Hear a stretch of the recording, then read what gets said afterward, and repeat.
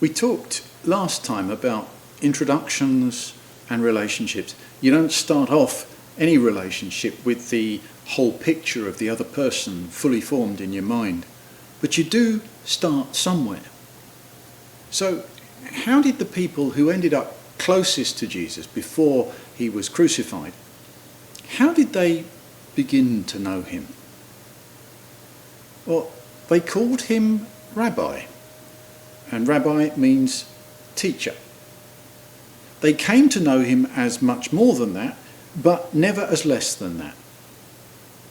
And calling him Rabbi or teacher actually laid down a pretty firm foundation for the relationship to develop. What they were saying when they said Rabbi was that Jesus is someone who, by words and by example, teaches how to live. It wasn't just, teacher in the sense of teaches geography or teaches maths. No, Jesus is someone who you approach expecting to learn how to live. Of course, Rabbi will still mean different things to different people. In John chapter 3, you can see that a man called Nicodemus addresses Jesus as Rabbi, teacher.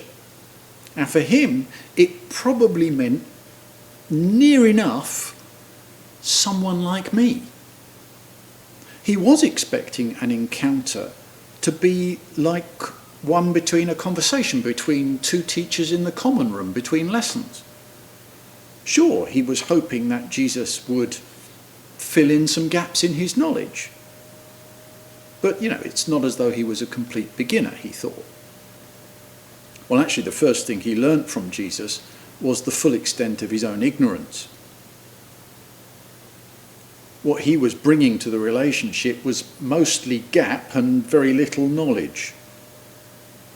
There was only one teacher in that relationship. There was only one who knows what he's talking about. You can't really blame Nicodemus. Firstly, because most of us think we've at least got something to bring to the discussion about how to live life. There's a few tidbits that we've picked up for ourselves on our way. And secondly, you can't blame him because, no one knew from the start just how fully Jesus knew what he was talking about. All the stuff that John has said in his prologue and that we've looked at in these previous sessions, all that he's saying with hindsight, it was what they eventually came to know through calling him Rabbi. By the time at the end of John's Gospel, Mary meets Jesus outside the tomb where he was buried and calls him Rabboni. Well, by then it starts to mean all that it meant in the prologue. But before that, all they knew at the start was that he taught them as though he knew what he was talking about. And that this impression was confirmed the longer you got to know him for. For now, when the disciples in John chapter 1 and verse 38 call him Rabbi, it probably means they respect him. It probably means that they trust him. It probably is also a confession of ignorance.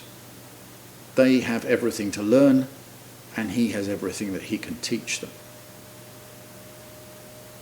It's not a bad place to start the relationship.